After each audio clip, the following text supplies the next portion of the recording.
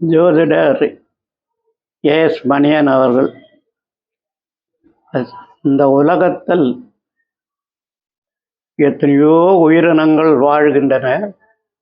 ஆனால் இந்த உயிரினங்களுக்கெல்லாம் அப்பாற்பட்டு மனிதனும் வாழ்ந்து கொண்டிருக்கிறோம்.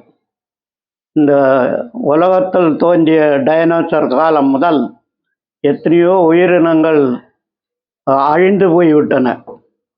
இந்த உலகத்தில் வாழ்ந்து உலகத்தை விட்டே அழிந்து வாழ்ந்த தடம் கூட தெரியாத அளவுக்கு போய்விட்டன. ஆனால் மனிதன் ஒருவன் மட்டும்தான் எல்லா சூழ்நிலையிலும் எல்லா காலத்திலும் எல்லா எதிர்ப்புகளையும் தாங்கி மூளையை வளர்ந்து படிப்படியாக வளர்ந்து பெரிய ஆராய்ச்சியில் இன்று உலகத்தையே ஆட்டி படைக்கும் வல்லமையுடையவராக வாழ்ந்து கொண்டிருக்கிறார். இப்படிப்பட்ட மனிதர்கள் வாழ்க்கையில் வாழும்போதும் இவர்களுக்கெல்லாம் அப்பாற்பட்டு ஒரு சக்தி இயக்கி கொண்டு இருக்கிறது என்பதை புரிந்து கொண்டிருக்க வேண்டும். அத்தனையும் ஒருவர் நமக்கு கொடுத்து விட்டார். ஏதோ ஒரு சக்தி இந்த உலகத்தில், அந்த சக்தியை தான் நான் இறைவன் என்று வணங்குகிறோம். அந்த இறைவன் தான் உலகத்தையும் படைத்து இந்த உலகத்தில் உள்ள மனிதன் வாழ்வதற்கு தேவையான அத்தனை பொருளும் படைத்துள்ளார். அவர்கள் இந்த மனிதருக்காக தான் இந்த உலகம் படைக்கப்பட்டிருக்கிறது. இந்த உலகத்தில் வாழக்கூடிய அத்தனை உயிரினங்களும் மனிதனுக்காக தான் வாழுகிறது. சாதாரணமாக ஒரு பார்த்தீங்கன்னா ஒரு பசு எடுத்துக்கிட்டால் கூட அது மனிதனுக்கு பால் கொடுக்கிறது.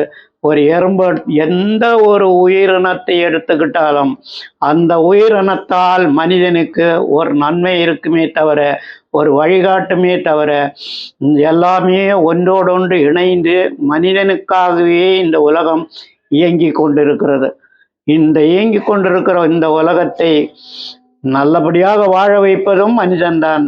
மனிதனுடைய ஆராய்ச்சியால், சில விஞ்ஞானங்களால் சில இதுகளை உலகத்தையே அழித்து விடக்கூடிய அளவுக்கு உள்ள பல்வேறு விதமான கண்டுபிடிப்புகளையும் மனிதன் இன்று கையில் வைத்து கொண்டிருக்கிறான்.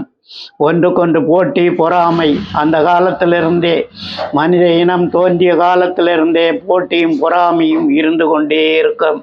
இந்த போட்டியும் பொறாமையும் இருப்பது ஒரு வகையில் நன்மையும் ஒரு வகையில் தீமையும் இருக்கும். போட்டியும் பொறாமையும் இருக்கும்போது சில விஞ்ஞான கண்டுபிடிப்புகளையும் ஆராய்ச்சிகளுக்கும் காரணமாகிவிடும். ஆனால் அதே காரணம், அதே போட்டி பொறாமை அழிவையும் கொண்டு போய் விட்டுவிடும். அதனால் மனிதனுடைய தேவைப்படும் போதுதான் ஆராய்ச்சிகளை கண்டுபிடித்து கொண்டிருக்கிறான்.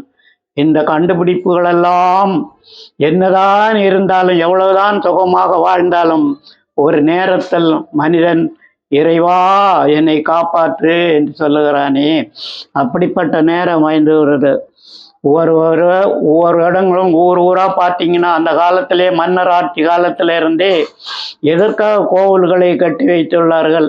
மனிதனுக்கு எவ்வளவு சுகம் இருந்தாலும் ஆத்ம சுகம் தேடி வரும்போது இறைவனை தேடுகிறான். ஏதோ ஆத்மா எங்கேயோ ஒரு சக்தியை தேடுகிறது. ஐயா என்னை காப்பாற்று என்கிறான். இந்த பஞ்சபூதங்களுடைய தாக்கங்களில் இருந்து தப்புவதற்காக ஒரு மகா சக்தியை தேடிக்கொண்டிருக்கிற அந்த மனுஷன் ஒரு இறைவன் என்ற ஒருவரையே நம்பி வாழ்கிறான். அப்படிப்பட்ட இறைவனுக்காக வேண்டி தன்னை அர்ப்பணம் பண்ணி பல்வேறு குல தெய்வங்களையும் இஷ்ட தெய்வங்களையும் வழிகாட்டு தெய்வங்களையும் வழிபடுகிறான். அப்படி பல்வேறு பெயர்களில் ஒவ்வொரு ஊரிலும் ஒவ்வொரு மனிதர்கள் ஒவ்வொருவரும் இறைவனை பல்வேறு பெயர்களிலும் பல்வேறு வழிகளிலும் பல்வேறு முறைகளிலும் வழிபடுகிறார்கள். ஆனால் இறை நம்பிக்கை இல்லாதவர்கள் இந்த உலகத்தில் யாருமே இல்லை.